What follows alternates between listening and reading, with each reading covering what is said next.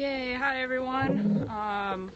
Live here. Gonna talk to you guys a little bit about Periscope and how to use it for science communication. And so any questions anybody has, feel free to shoot them at any time, because I'd love to make this a discussion.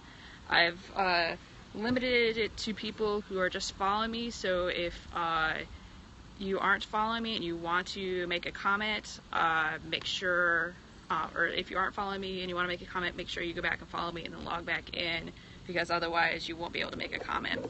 So if you have any other questions about stuff that we don't get to today, feel free to contact me via my Twitter handle. This is also the handle for pretty much any social media that I use.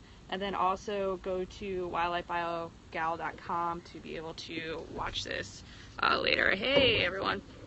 So I figured today would probably be best if we did it as far as just kind of working our way through an actual broadcast and how to do it, and then maybe go into what I use the broadcast for and other things like that. So if there's any questions on the way, like I said, feel free to shoot it in, because it's always more fun if we're chatting along and having a good dialogue back and forth with things.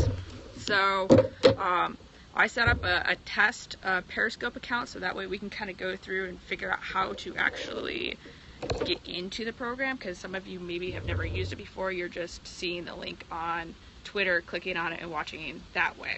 So I don't know how well this is going to work outside. We'll see how well this works. But it was too nice to be inside. Hello, it's almost 70 degrees outside in Michigan. I was not about to be inside today. So tomorrow there's supposed to be snow. So this is your home screen when it comes to your Periscope account, and they're really the big two icons that you're going to want to pay attention to are the camera icon and the little people icon over here, or the people that you follow icon. Those are going to be your two main concerns. The other two, the little TV, is basically just kind of showing you some highlights of what's going on in Twitter, and the globe at the bottom is letting you see current live broadcasts that are going on throughout the world. You can either look at it via list or by a map. So like say if you're in an area and you are interested in what's going on, you can look at the map and log in that way and see what's going on. We're going to go to the people icon on the far side first. So that's basically where it gives you people who are trending. So that's will allow you to see maybe like what's interesting out there. It also gives you a list too of your Twitter followers, and lets you know, oh, they're also on Periscope, so then you can follow them and see what they're doing on Periscope. At the very top right of the screen, if you look, there's this little icon up here. So click on that, and that sends you to your profile. And so for instance, this is just my test account here. So it lets you know, one, like who you are. You'll have your picture and stuff up there to let you know that is what you're engaged with. It lets you know the number of followers you have, who's following you, the number of broadcasts you have done, what you've recently watched. There's also a new thing called superfans and groups. I really haven't explored that too much, but it basically, the superfans, it lets you know who's been watching you a lot. So for instance, my mother, who loves to watch all of my broadcasts, she is one of my super fans, and so it lets you just kind of have that little secondary analytic, or to let you know, like, okay, who's really interested and who keeps coming back and watching your stuff. And so that way, for people who might want to tailor things to their super fans, it lets you know who they are. And then you can also then go and contact your super fans and say, hey, what was it that you found it interesting about this? Why did you like this? And keep engaging with them that way to maybe help increase their viewership. And then the groups, I believe what it's kind of set up is like almost kind of like a private broadcast chat. So when you're broadcasting, you can either do a public broadcast or you can do a private broadcast. Your public, obviously anybody can see it. Your private broadcast, you can select just certain followers and just privately broadcast with them. And so I believe the groups is also going to be something along those lines. I have to explore it a little bit further, since that did just come out in one of the recent updates. It also has where you can also log out for those of us who have multiple Periscope accounts, this is how you have to do it. You can't just switch back and forth. For those of you who are very comfortable with Twitter, you know, if you just hit on the bottom corner, it lets you know all of your Twitter accounts will pop up and you can easily switch back and forth. With Periscope, you actually have to log out completely, then select which one of the accounts you want to use, and then log back in. So it's a little bit more cumbersome, but it allows you to do that. Also within your broadcast section of that menu, when you go into your broadcast, it will let you know, have a listing of all your different broadcasts. And what's nice with that is you can click right on there to watch and replay it. It also lets you know how many people total have watched it. And then when you click on that particular broadcast, you can go in and see, all right, this is how many people watched it live. This is how many people have watched it on the replay. It lets you know the total time that it's been viewed. It breaks it down by viewers as well. Hello there from Canada. Good to see you there. Let's see what else. You can also see like per viewership, like how often each viewers watch it. It also will let you see where it was you broadcasted from if you have the location saved on there. It lets you see who was watching during the initial viewing and then also during the replay. Unfortunately, I haven't been able to figure out how it gives you the entire list. It gives you just a few of them, and then it says plus 14 more, plus 100 more, how many you were watching that particular thing. So I haven't been able to figure out how to view everyone who watched those particular broadcasts. And then it also lets you have the ability to delete the broadcast if you don't want it saved on there anymore, and then also to see if it was saved to your camera roll. So that's that menu right there. And then the big one that you'll be doing is the camera icon. And so when you click on that,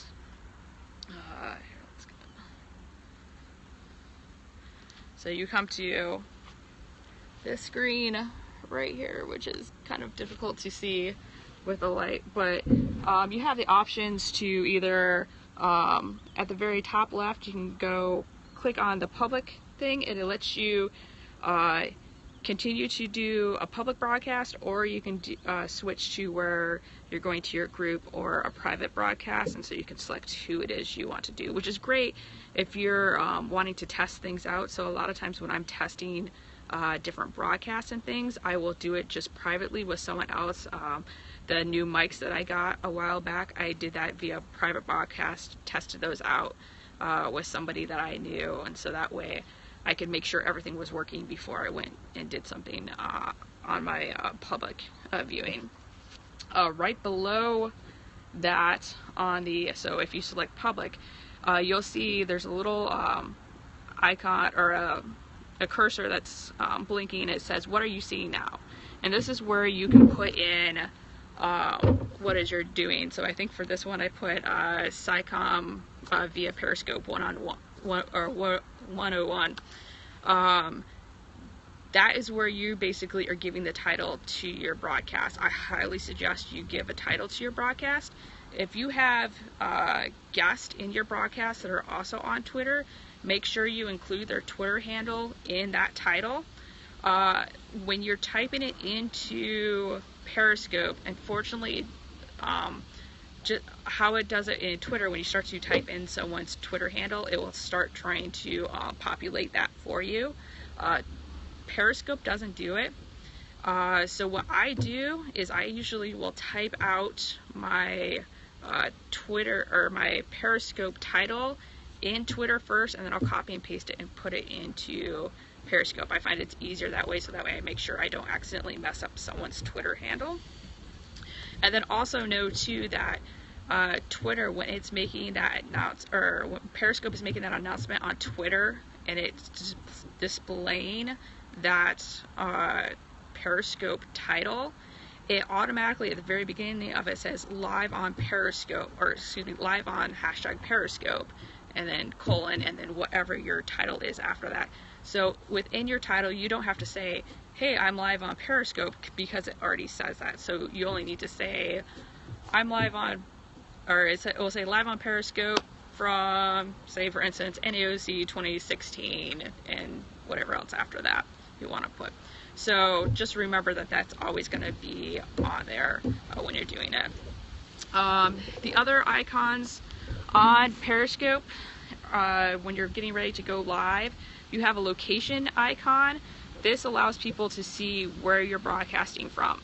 So say if I'm broadcasting from home or somewhere else, maybe I don't want everyone to know, maybe I do, who knows, you know, it's up to you. If you're broadcasting from the field, that might be a great way to show everyone, hey, this is where you are in the middle of that national forest, or maybe you don't want everyone to know exactly where your camera traps are. So that's up to you when it comes to that particular setting. The next icon over from that is the chat icon. If you have it selected, it only allows your followers to chat on the chat module that Periscope has, which can be really good if you're trying to control comments on there. I have found as these Periscopes have become more and more popular that the amount of trolls that I've had on these scopes has increased quite a bit, and I'm having to do a lot more controlling of inappropriate comments. And so for me, I have found that to mitigate that, I will select that only my followers can do the chat, and that seems to have pretty much cleaned it up. Before that, I had kept it open to everyone because I wanted to have as much engagement as possible, because I liked having that back and forth with the audience. But I was having to start doing where I was having to block a lot of people, and I'll show you guys or talk about how to block users in a little bit. And so that's also one thing you have to remember when you're doing this. Not everyone is going to be here just to listen to you talk. They're going to be here to cause issues and stuff, and so you always have to make sure that you are watching your broadcast no matter what you're doing, because you want to be able to keep any potential comments like that off your broadcast and keep it as clean as possible for everyone. And then the last icon on that initial broadcasting screen is the Twitter icon, and that's just saying, you know, do you want Periscope to make an announcement on Twitter, which I highly suggest that you do.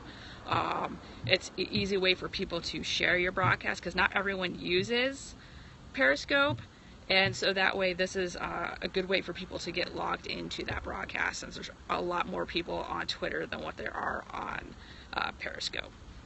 And so once you've got all of that set, then you can just click the Go Live. And so once you're in that Go Live section, there's a couple things that you can do. So currently right now I have it just, let's see, double click it back here. So on the broadcast right now, I've got it facing, so you're seeing everything that's behind this other camera. And down at the bottom here, I don't know how well you guys will be able to see. Let's see if we can get you guys figured out here. You can see how long the broadcast is going. So this is one of the newer things that just came with the new update. So it keeps a running clock of how long that broadcast is going, which is really, really good if you have a limited amount of time to do a broadcast. So say you know you only have a half hour to do a broadcast. This is a great way to be able to keep track of that clock to say, okay, I started broadcasting at 2 o'clock, maybe I want to be done at 2:30. As long as I've got that clock running, I can see how long that's going to be going for. The other thing too is on the other side is you can see how many people are watching. So people are already logging into this broadcast that is my test broadcast, and so you can see how many people are on, and you can see the hearts that are going up. That means people like it. In order to send a heart or a like on Periscope, all you have to do is just click right on your screen. So like if you see my face right there, all you have to do is click on my face and a heart will pop up on my screen, so that I know people are being receptive to what it is I'm talking about. It's an easy way to say, oh yep, I like that, without actually having to chat out what is going on with the broadcast. The other thing too is you can click on, there's these 3 buttons down to the lower right. Yeah, thank you for the heart there. And so this pops up a menu, that allows you to either you can ask people for a follow, you can ask for a share. You can also sketch now on your broadcast, which is a really good way. So say if I was in the field and I wanted to illustrate something real quick, I could circle on there and say, hey, that's what it is I'm talking about. So make sure you look at that section of the screen, which is really good, like I said, for field work type stuff. You can also hide the chat, and you can also flip the camera. I find it's usually just easiest to flip the camera just by double clicking right on the screen. So I'm going to do that real quick here. Click on the screen, all of a sudden you're flipped around the other way. Again, you're back to me. So that's the easier way to flip the screen rather than having to go through the menu to flip the screen. And then when you're all done with your broadcast, there's different ways that you can end it. Either you can hit the X up here, or you can also just do a swipe down and you'll see the stop broadcast bar come up, and you just click stop broadcast. And then you'll have all the analytics from your broadcast come up. So I had apparently 14 live viewers who are just randomly watching my test broadcast. And so I'm going to pop up here. So what's also nice too is it lets you see how many people were watching and when they were watching, so you can kind of see what part of your broadcast was the most popular. You can also, it tells you the total time, the number of people who watched per broadcast. So for this one, there was only 40 seconds average for people watching, which makes total sense since it was just a test and they weren't really the target audience for this. It lets you know the total duration, also lets you know the number of comments received. So that might be a really good way for you to be able to see how engaged everyone was. So if you see at the end, oh, I did have a lot of comments, because maybe sometimes you don't notice as you're broadcasting how many comments come through. You can also share your broadcast. You can save it to the camera roll. I have it natively or already like in the settings set that it's going to save the broadcast to my camera roll, and I'll talk about how to do that in a little bit. I highly suggest that you do that because it's a good way to make sure that you have your broadcast for later if you ever need it. And then you could also delete your broadcast too. So for instance, with this one, since it's just a test broadcast, I'll probably delete it, you know, the one that I have on here, rather than save it, because there's no need for me to save it. And then it also tells you your listing of viewers, so I can see who it was who was starting to list in. But like I said earlier, it only gives you a limited view of it. See, if you see at the very bottom, it says like I have 8 more viewers, but I don't know who they were, and I don't know how to make it show me that. So if anyone figures that out, I'd be really interested to know how to do that. So that's your big thing. And then if you come to, like, once you close out of that and you go back to your broadcast screen, you know have that listing of your broadcast, and it'll let you know the total number of viewers, and of course that will change as you slowly add in replay viewers with things. So that's the big thing of how to actually do a broadcast. Here are some other tips for when you're doing it. So told you all about that. Sketchy, let's see, people watching. How to block someone. So this is really important if you have someone who's just being completely inappropriate during your broadcast. So I think all of you who are watching, you can see as those viewers are coming in and joining the broadcast, all you have to do is click on that pop-up of that viewer, either when they're making a comment or when they've joined in. And what you'll do is you'll have a menu that comes up. Here, let me see if I can do it for you real quick here.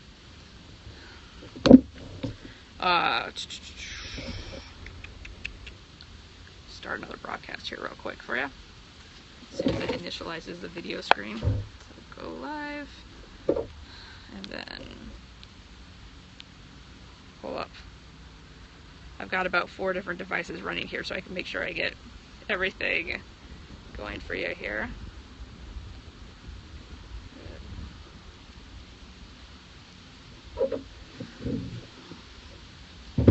so I just had someone that I know join in, and probably should mute it on this other one.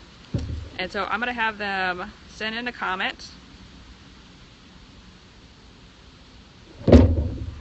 And so they said hello. And so if I click right on that hello there, this is going to be hard to see with the sun getting more rough. I don't know if you guys are going to be able to make that out or not. How will you be able to make it out? But I clicked right on that comment, and up popped view profile and block user. And so if you click the view profile, that's pretty obvious. It lets you see more about that person, but it also gives you that option to block that user. And so that's the quickest way to get rid of somebody who is making those inappropriate comments on your broadcast, which is something that you'll want to do to help keep your broadcast nice and clean. Because like I said earlier, I have been having issues as these do get more popular with having people make comments that aren't necessarily the most ideal for science communication. So let's see, what else did I want to talk to you guys about? And by the way, if you have any questions at all, feel free to go ahead and send them in, because I want to make this as much of an engaging learning experience for everyone as possible. So you know how to do a broadcast now, pretty much. I've walked you through all of that. So let's go through the or how to work Periscope. So I'm going to go through the steps that I do to do a broadcast in total. So the first thing I do when I know I'm going to do a broadcast is I try to promote it as much as possible. I know it's not always possible, because sometimes, say if I'm at a conference and I run into someone and say, hey, you'd be great for an interview, you mind coming on? 5 minutes later, all of a sudden we're doing an interview online. It doesn't give you a lot of time to do promoting that way. But if you know you're going to do a broadcast, say like this one, I started promoting it a week ago once I knew that yes, there was interest for this and I was going to be doing this broadcast. So just constantly remind everyone that you're going to be doing that broadcast. Not only, I try to do like at least a week out if possible, a couple days out, a day out, and then the day of, maybe a couple hours beforehand, and then definitely usually about an hour reminder, and then like a 5-minute reminder to let everyone know. Because remember, with Twitter, if someone isn't necessarily getting the notifications of your post, your listing of your promotion for your Periscope might get lost in that fire hose of information that is Twitter. So you have to keep reminding people that you're going to be doing a broadcast. The next thing is definitely check your Wi-Fi connection. If you're going to be on Wi-Fi, you want to make sure you're on a stable connection, because if you lose that connection, you're going to lose your broadcast, and then you're going to lose everyone who's watching, and then after that, it's so much harder to get everyone back on that broadcast, even if you restart it right afterwards. So make sure you definitely have a stable Wi-Fi connection if you're going to be using Wi-Fi. If you think for any instance that it might not be a stable Wi-Fi connection, go ahead and shut your Wi-Fi off and just go straight from data, so that way you don't get it cut off. Because if you lose that Wi-Fi connection, Periscope doesn't seem to know that, oh, I switched to data, there's still that connection there. It just loses the connection and you've lost your broadcast. So go stay on data if you think there's going to be any issues with the Wi-Fi. But beware though, if you are using data, it can potentially use a lot of data. So if you can go with your Wi-Fi connection, stick with that, because you won't be going through your data if you don't have unlimited data. But if you're going to be in the field, or say if I was going to be walking around the yard here, I definitely would not want to be on Wi-Fi, because I think if I go about 5 more feet away from the house, I'm going to be losing my Wi-Fi connection and thus losing the broadcast. The other thing too is make sure you put on the do not disturb setting on your phone, and make sure you have it set for everyone. I think a lot of people have the do not disturb, but they let either favorites call in, or with repeated calls that someone can call in. That will stop your broadcast if it rings for more than, I think it's 5 seconds. And so if you don't catch that call right away, you could lose your broadcast. I always had it do not disturb for people who are on my favorites. And then my nephew called in during one of my broadcasts and ruined the broadcast because he kept calling over and over and over again, and I wasn't able to keep up with ending those calls before before Periscope stopped the broadcast. So I highly suggest you make sure that that do not disturb setting is set for everyone. And then also double check your camera roll space. Periscope can use a lot of space, and so if you've got a smaller amount of space on your phone, you could easily eat up all the memory on your phone. And so if you're wanting to be able to save these broadcasts to your phone so you can use them later, you know, uploading them to YouTube like I do, or doing the audio podcast on SoundCloud like I also do with these, you need to have these saved on your phone. And if there's no space on your phone, then you're having to take the not the version that isn't quite as good that Periscope has. Periscope's our video quality is a little bit worse than what gets saved on your camera. At least that seems to be the case when I do it. And so I like to be able to upload the video that gets saved on my phone versus having to download the broadcast from Periscope itself and then uploading that. The other nice thing with that too is, in case you do have issues with comments, that the video that gets saved to your phone doesn't include the comments, so that chat module on the side is not included with what gets saved on your phone. And so this can be really good for just having that pure video on YouTube. The other thing with that too is, if you know you're going to be sending this broadcast to other things such as YouTube, you want to make sure that if someone has asked you a question via that chat, that you're always repeating that question. And this also goes well for, because I do a podcast, I make a podcast out of these. Someone who's listening to the podcast is never going to be able to see that chat module, so you always have to repeat that question anyways. And then it also lets everyone know on that Periscope broadcast, hey, this is the question I'm currently answering right now. And so people can see that you actually are engaging and following that particular line of thought. So that's before you broadcast. You want to make sure you check and do all of those things. Once you're on the broadcast, I have found that doing this whiteboard, it was a really great suggestion by one of my Scicomm pals. This is a great way for people to be able to convey information for everyone. So saying, hey, follow me at wildlifebiogal.com, and then look it up afterwards on my website.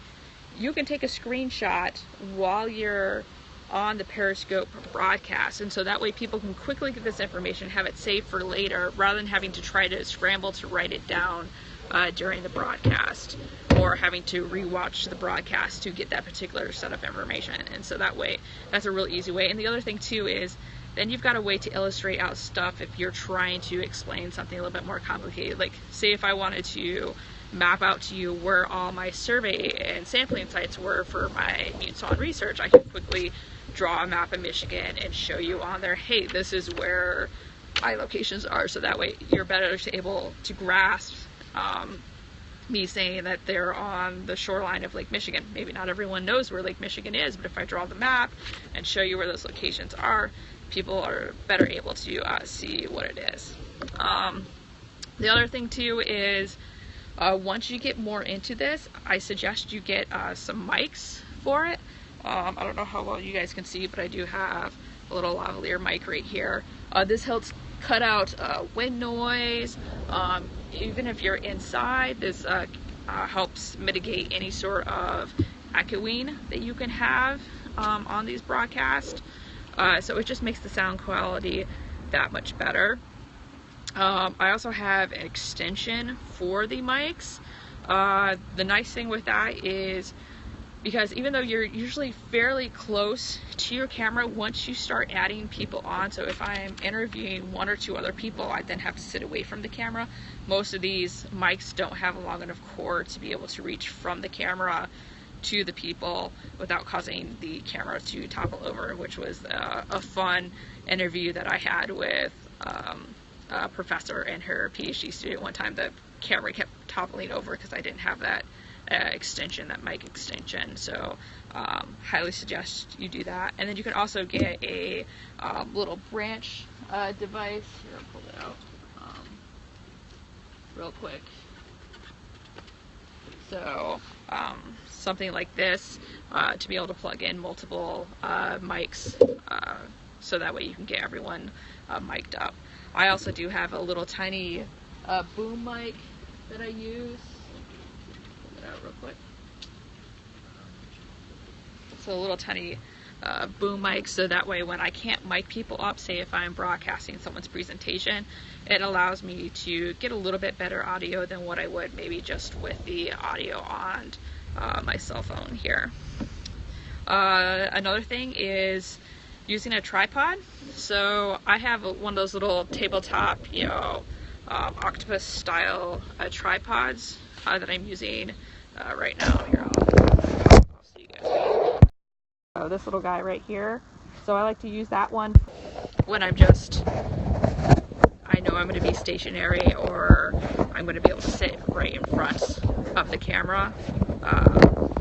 I also have a larger tripod, so if I'm going to be in the back of a room broadcasting someone's talk, it's nice to have that larger tripod that I can kind of have it over everyone's heads. So this little guy right here, pretty light and easy to carry around. So and I suggest if you're going to be doing any of those kind of style broadcasts, or even if you know you're going to be outside in the middle of nowhere but you want that and you're going to be doing an interview style, I suggest that larger tripod, so that way you can just stand there and talk to people without having to hold your camera, because eventually you're going to start bouncing that camera ever so slightly because your hands and arms are getting tired. I also have an external battery, so anytime that I can have my camera plugged into the external battery, right now I'm actually plugged into the outlet, so I don't have to be plugged into the battery, do that. The Periscope broadcast will eat your battery up, and if you want to be able to use your phone for the rest of the day, say if you're at a conference or anything else, you want to make sure you have that charge. And then it's also the nice thing too is by having it plugged into the external battery is you're not running, or you're running less of a risk of running out of battery life. For instance, if you're doing a 3-hour Periscope broadcast. I haven't done one that long, but let's say that you are. The last thing you want is your phone to run out of battery and your broadcast to end because of that issue. So having that external battery does help kind of protect you against that, and then gives your phone still some life afterwards if you need to use it for the rest of the day. The other thing is having, this seems really simple, but it's something that I didn't use at first, and now it's really been, just have a simple notebook and pen around. As you have questions come in via Periscope, sometimes you're in the middle of a train of thought with someone, and so you might have just asked them a question and they're going through a 5-minute explanation to answer that question, but you're having other questions coming in. Just having that notebook and paper is a really great way to be able to quickly write down those questions that are coming in, and so that way you can go back to them later, and so you're not missing out on those particular questions. It also helps too with say if you're doing an interview style broadcast, to be able to have your own questions written down here, so that way as you are maybe having a time period during that broadcast where there isn't as much engagement from the audience, that way you can have those questions that you're asking the person that you're interviewing.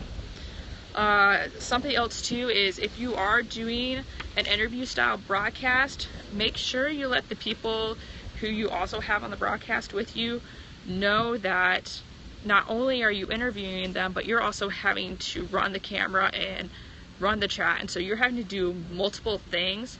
And so let them know that even if you aren't looking at them and seemingly paying attention to their answers to your questions, it's only because you're having to keep track of what's going on the screen. And they're always really understanding with that, but I have found that when I haven't told people that, they kind of disengage from answering the questions with me when they're live with me here because they think I'm not paying attention. So make sure you explain that to them so they understand that, yes, you are still listening to them, but you also have to manage everything that's going on with the broadcast as well. Because traditionally, with other interviews, you would have the person who's interviewing, you'd have your cameraman, and then you'd have your producer back in the truck, keeping track of everything. You, as the person running the Periscope, have to do all of that, and so you have to be very good at multitasking, and it just helps to make everyone who is going to be on the broadcast with you aware of that happening, so they aren't shocked that you aren't completely paying attention to the whole time. So things that I've used the broadcast for are things like interviews. So I've interviewed different scientists, grad students, undergrads, anyone related to science anyway. It's a great way to sit down and chat with them, find out about, you know, where they were, what they did to get to where they are in their career. Also, it's a great way to help people understand what their research is. So you can talk to about their research, you can talk to them about future projects they have. It's a really, really good way to help get scientists to be maybe a little less scary to the public, because this way they can have that engagement with the public and they can talk back and forth and chat back and forth about things. And so I really like doing that kind of style of Periscope broadcast as I interview with people. I've also broadcasted workshops. So at NAOC, I broadcasted out the Twitter for Scientists workshop that was there, and seemed everyone really liked that. It was a really good way to help extend that reach of that workshop. So if you're going to be at a conference or anywhere else of where you're doing any sort of style of workshop, I highly suggest you put it on Periscope. You'll get a lot of really good feedback and people will really appreciate it. I've done presentations, so not only talks at conferences, but people's posters. So for a poster, I'll just ask the person there to kind of give me their little 3 to 5 minute spiel about what their poster is, and then I'll put that up. With the talks, I try to encourage the people who are in the audience ahead of time to send in their questions as they're coming up with them during that broadcast, even though I won't be able to send that question off to the actual presenter until the end of their talk. And I encourage them to do that because Periscope has a slight lag, and so if people wait to the very end to send in their questions of when you would normally be asking the presenter at the end of their talk questions, it might be a little too late.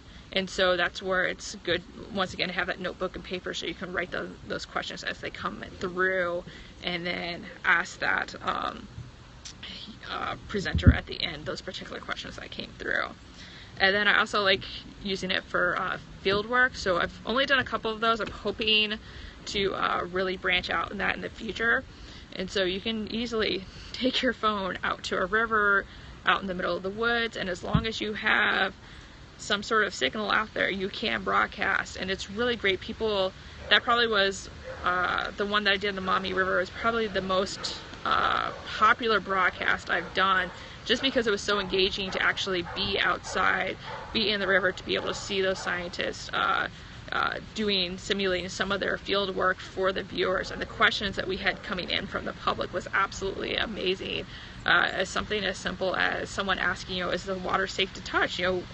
I had never thought about that, but it was such a good question, and it really led itself to a lot of good discussion on the Periscope about, can you touch the water? Why can you touch it? Why it might irritate your skin? And so I really like that style of broadcast, and it also lets people see research in action. And I think a lot of times the general public has this feeling that scientists are just going into their little black boxes, pressing some buttons, and comes this data. This lets the public, and actually other scientists too, be able to see the research that you're doing. And so you can help dispel some of that fear of science and how it goes with the public. You can also maybe inspire some of the public to get into science and maybe participate in citizen science projects, or if you're dealing with the younger crowd, that might inspire them to have future careers in scientists. And then when you're dealing with other scientists and they see, hey, I see that particular technique you have, I really like that. How do I go about, maybe adapting that to my research? And so that way you're educating other researchers on how you do your science. And so there could be some collaboration that way as well. Just be aware though, like we were talking about earlier, if you're going to be out in the field doing a broadcast, it is going to eat through a lot of your data. So keep track of your data if you do not have an unlimited data plan with those. So, and then anything that you can do that is in any sort of way interactive that is really going to help encourage those questions of people. I definitely do that, especially if you're out in the field and you can pull in a fish and showcase a fish off to someone. For sure do that. If you're going to be out in the woods and you are live trapping animals, that's a great way to be able to pull the animal out of the trap and be able to talk to them about that. I also highly suggest start watching other periscopes. So watch scientists doing periscopes, see how they do it. That's a really great way to learn. That's how I got involved with Periscope, as I was randomly just watching someone else's broadcast and said, hey, that's really interesting, I think we can do this for science. And so I kind of took it from there. There's a lot of people doing Facebook Live, which is very similar to Periscope, so I suggest you watch those. Nat Geo, within the last 2 or 3 weeks, has been doing a lot of Facebook Lives. Go watch those, see how they do it, because that's pretty much, kind of like those Fieldwork Live kind of Periscopes that I've been doing, and so watch them for that. The only issue with theirs is they have so many people watching. If you actually do have a question, chances of your question ever getting answered are probably about zip to none, because when you have 10,000 people watching a broadcast, it's just going to be this huge fire hose of questions and comments coming in. So I think that's also where having maybe some of these smaller broadcasts where you can tailor it to your smaller audience here, you're more likely to have some really good engagement that way and have some questions that way with your audience. So I know during the Sci Party we talked about how do we reach out to general public, especially kids, and I think something like Periscope would be really good. So think of where you're at, having the local schools and being able to broadcast in a scientist to several classrooms at once is maybe a great way to extend the reach of science communication in schools via Periscope. And so you can have students there, they can ask their questions via the chat, they can and engage with that scientist live. You can have multiple classrooms, maybe multiple schools that are watching these broadcasts, and then you can be able to show them that field work, because maybe some of those schools aren't actually able to get out into the field to be able to go on field trips and be able to see science happening live and in person. And so to be able to do it with something like Periscope brings that science to them into the classrooms in a way that the kids can get excited about and see. And last time I was over at my niece and nephew's school, I noticed that just about every classroom there, and it seems like most of the schools I visit now, they have the ability to log in and to watch these Periscope broadcasts, because they do have those screens in every single classroom. And so you can have time set up where you're going to be out doing field work, and tell the schools, hey, we're going to be doing this, anyone wants to log in and on a Friday or whatnot, and have them watch you do field work and be able to ask those questions, things like that, and get them excited about science. So there's a lot of possibilities with Periscope, with outreach for local schools that I think is yet to be explored, and I'm excited to be able to see that. And then what would be really neat too is if you do some of these broadcasts, and then maybe towards the end of the year actually have the scientists then be able to go into the classrooms in person and be able to meet with the students that way, and really kind of hammer home that message of science and science education. So that's pretty much everything I had. I don't know if anybody has any questions. Feel free to send them in. And like I said, earlier, if you think of questions afterwards or just want to talk and have maybe further discussions about Periscope for science communication, feel free to contact me via my handle at Wildlife BioGal. That's my handle for Twitter, Facebook, just about everything out there, Instagram as well. And then also feel free to go on to wildlifebiogal.com. There's all the links to all my social media out there, and you can get a hold of me that way. I'll be putting this broadcast up on YouTube later today, and then I'll also make a podcast out of it on SoundCloud, so those of you who aren't able to watch the video but still want to be able to get the information. So say if you're driving your car or out running, you can still get the information that way.